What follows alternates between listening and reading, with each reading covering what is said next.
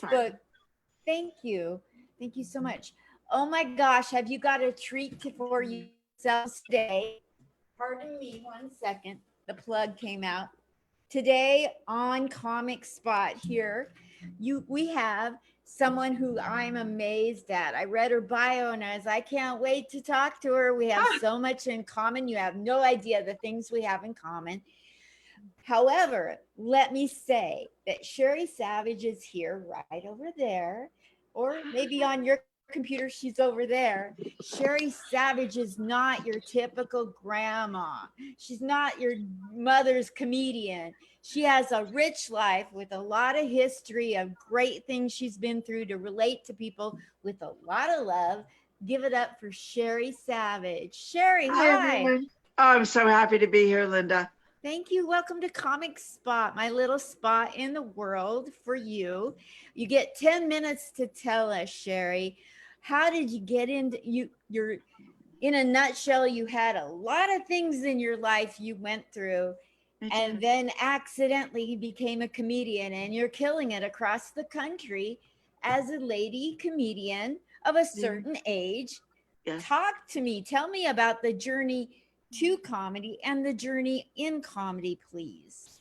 It's just been such a wonderful time. I can't wait to see what the next chapter will bring after this mess where the Exact. country's in is over. Yes. My husband and I've never been a comedian, never been interested in comedy, never been interested in performing comedy.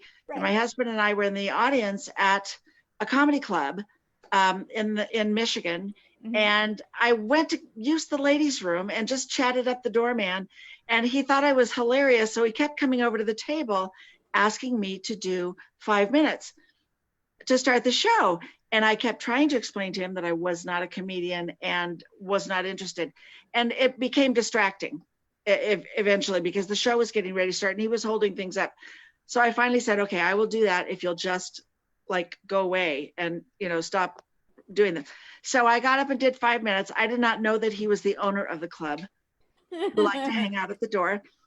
I got up and did 5 minutes, brought the house down. Someone recorded it, put it out on YouTube, and it got 57,000 views in a week.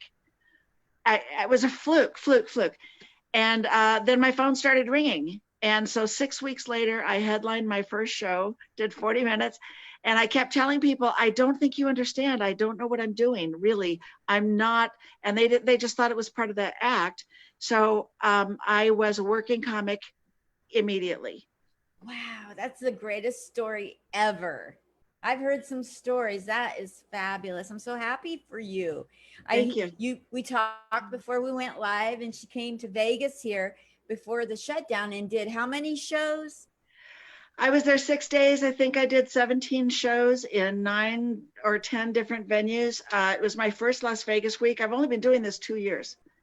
And it was my first Vegas week, and everyone was unbelievably good to me. I spent about 3 months setting it up because I do my own management, my own booking, and I spent about 3 months doing all the setups, but didn't really know my way around. So I made the Uber people very happy because I was just zipping from place to place to place.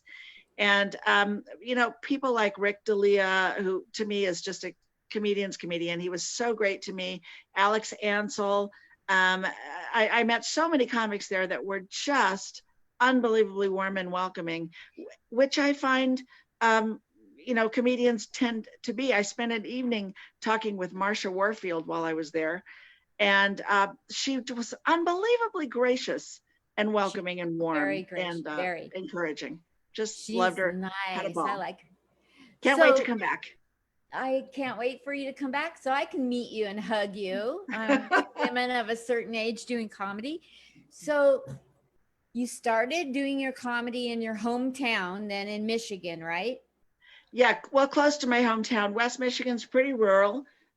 We have Grand Rapids, which is our big city, but uh, it's pretty rural. I live in the woods on a nice lake with my husband and my husband du jour. And we have so I travel now all over the Midwest. I do a lot of work in California.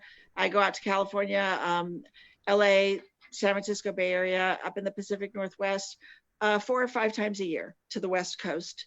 And I've done a lot of shows in the Sacramento area. I'm headed up to Portland in a couple of months, depending on Wonderful. what happens with all this stuff. And really looking forward to coming back to Vegas. So I'm all over. That's great. So great. What are some lessons you've learned along the way? I know it's been 2 years, but what could you say to young on stage inspiring comics that are aspiring to go somewhere? What advice do you have coming into the comedy scene and seeing it fresh? Well, I think for new people, Mhm. since I'm still relatively new, my best advice is when you're not on stage, keep your mouth shut and your ears open. Be There's a good one. unbelievably polite and kind to everyone. Um, Work on your material.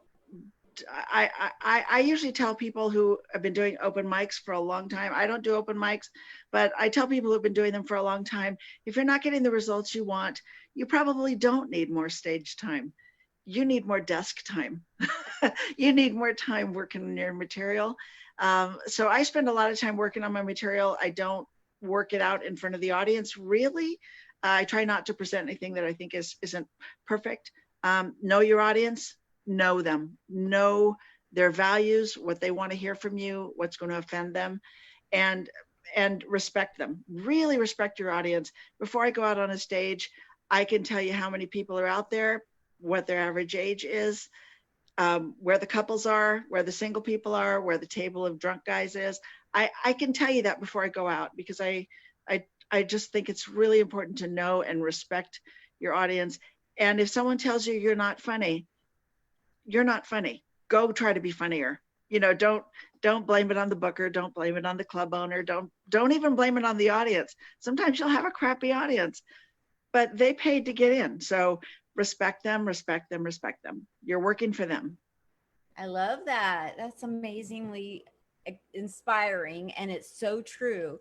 So, when you're on stage and you're trying to deliver your material to a crowd, what's going through your head that you feel sets you apart from other comedians?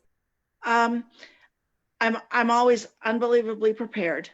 Mm-hmm. I never get up and do an extemporaneous show. Mm-hmm. No matter how badly I want to get up, if someone invites me up and I'm not really prepared for that specific audience, I don't get up and wing it. I admire people who can. I really admire them. It's not my thing. I never do anything unprepared. So I'd say that's one thing that sets me apart is I'm extraordinarily prepared. I also am a minor songwriter, so I do a little bit of musical comedy while I'm on stage. Not a lot because a little is a lot when you're doing music in comedy. Yes, Uh, but I think being really prepared is what'll set you off, set you apart. I like that. I like that a lot. What are some goals you have as far as like, do you want to branch out and do script writing and get into movies or get on America's Got Talent? I've actually been through the America's Got Talent process twice, and I was selected my first time through, and not selected this year. And my first time through, I made a personal decision for personal reasons not to continue past the first couple of rounds, so I didn't make it to the televised rounds. But my goal for this coming year is to go on tour with an established comedian as an opener. I would like to learn more about, I've played for some big audiences, but I really would like to fit into an established situation so that I can learn more about how the business works and work for someone else's show. When you're an opener or a feature, you're really working not so much for the club, you're working to maximize the audience reception to the main act, to the headliner. And so learning how to do that is a real skill. And I like being in that spot. I like headlining, but I also really like featuring, which is the middle act or sometimes the opener if there's only one. So I'd like to do that and do touring with that in the coming year. That's amazing. I love that. So I wish you the best. I know my time is limited to around 10 minutes. Thank you for working with my time constraints. I appreciate so much coming on here. Shari, where can people help boost your numbers? You can see me at on Instagram at sherrysavage.comedy, on Facebook at sherrysavage.comedy, or on my website at sherrysavage.com. Wonderful. I'll put those on the post, and I wish you the very best. You're such a positive delight in a dark world. And We thank all you need so to much. spread a little more light. Thanks, Linda. You're going to do great. You're amazing. Thank you so much for coming on. See you in Vegas. Bye. See you in Vegas. Bye. Everybody's talking.